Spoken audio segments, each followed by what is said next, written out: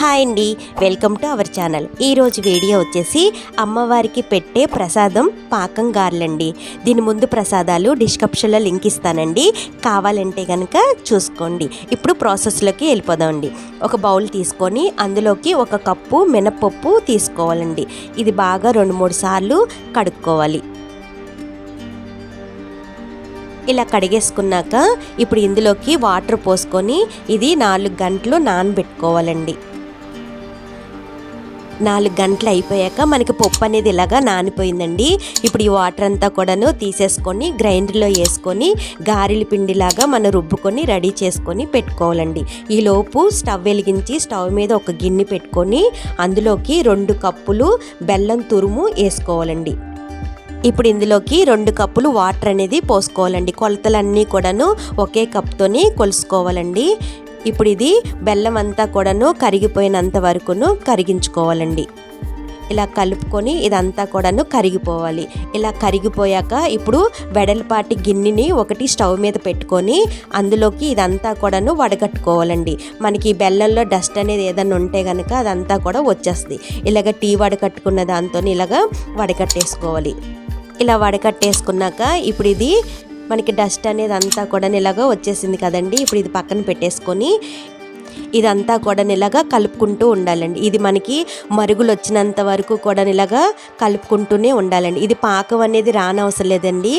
మన చేతికి కొంచెం ఇలా టచ్ చేస్తే కనుక కొంచెం చేతికి ఇలాగా అంటుకున్నట్టుగా జిగురుగా ఉన్నట్టుగా వస్తే సరిపోతుందండి. ఇప్పుడు ఇందులోకి 1/2 టీ స్పూన్ యాలకుల పొడి వేసుకొని ఒకసారి ఇదంతా కూడా ఇలాగా కలిపేసుకొని స్టవ్ ఆఫ్ చేసేసుకొని దీని మీద మూత పెట్టుకొని ఉంచుకోవాలండి. ఇప్పుడు స్టవ్ వెలిగించి స్టవ్ మీద కళాయి పెట్టుకుని అందులో ఆయిల్ పోసుకొని ఆయిల్ వేడి చేసుకోవాలండి. ఆయిల్ వేడెక్కేలోపు మనకి గ్రైండర్లో వేసుకునే పిండి అనేది మనకి ఇలాగా రెడీ అయిపోయిందండి.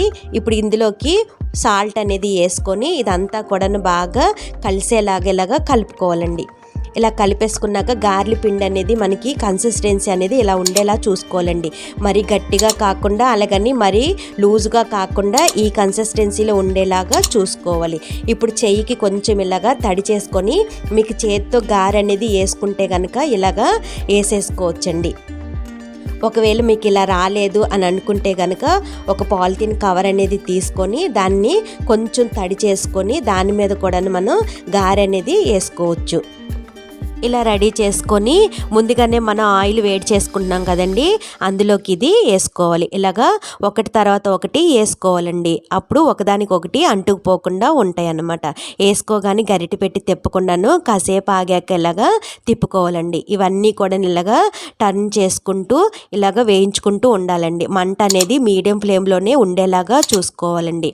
ఇప్పుడు ఇవన్నీ కూడా ఇలాగా ఏగిపోయాక ఇంక ఇవన్నీ తీసేసుకొని మనం ముందుగానే పాకం పట్టుకొని పక్కన పెట్టుకున్నాం కదండి బెల్లం పాకం, అది మూత ఓపెన్ చేసుకొని అందులోని ఈ వేడివి ఇందులో వేసుకోవాలండి. పాకం కొంచెం గోరెచ్చగా ఉండేలాగానే చూసుకోవాలి.